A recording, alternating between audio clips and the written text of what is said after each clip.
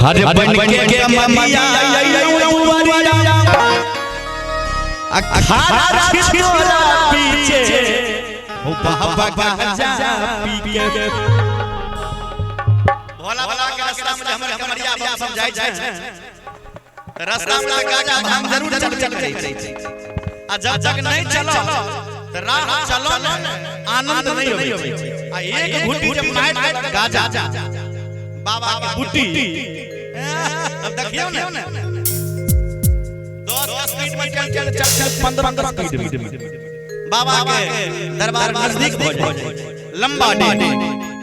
हा बन के तू अटिया यही तू अरिया हखारा छिछोरा नीचे हो बाबा गाजा पी के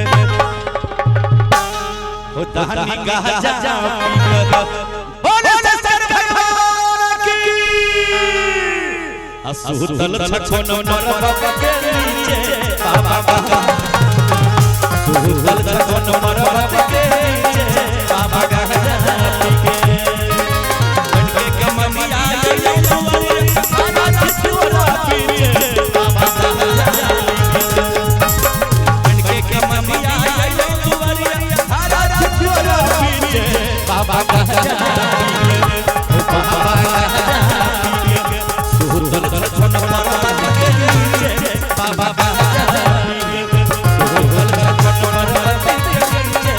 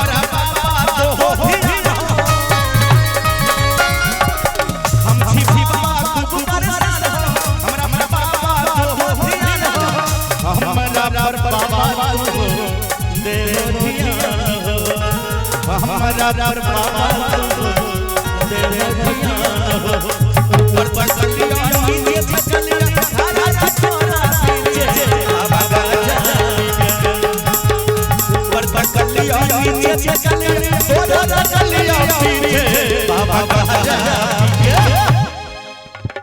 हो बोले शंकर भगवान की चाचा निक लगे छै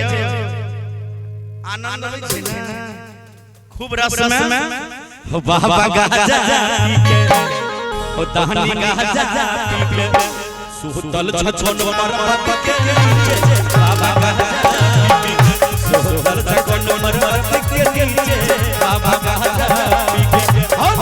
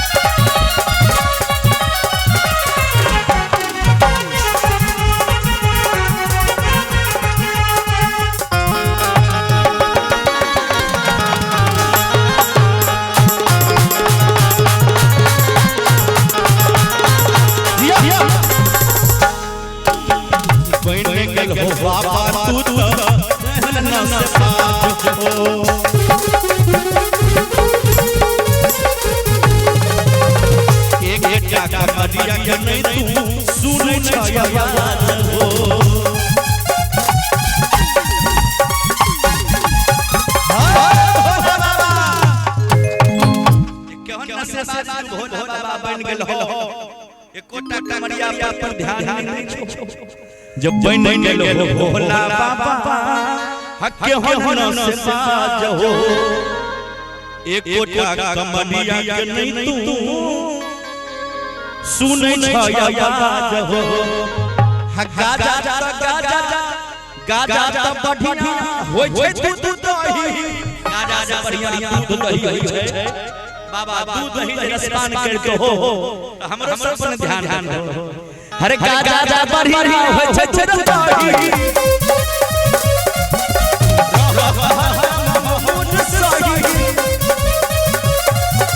गाजा बढ़िया होय छै दूध दही तोहर मुंड सही हर हर मुंड सही छोड़ा ममिया संहुया कहै छतरा के छोड़ा ममिया संहुया कहै छतरा के हो दहनी गाजा हो भोला हो बाबा गाजा पी के सुतल छछन पर्वत के नीचे बाबा गाजा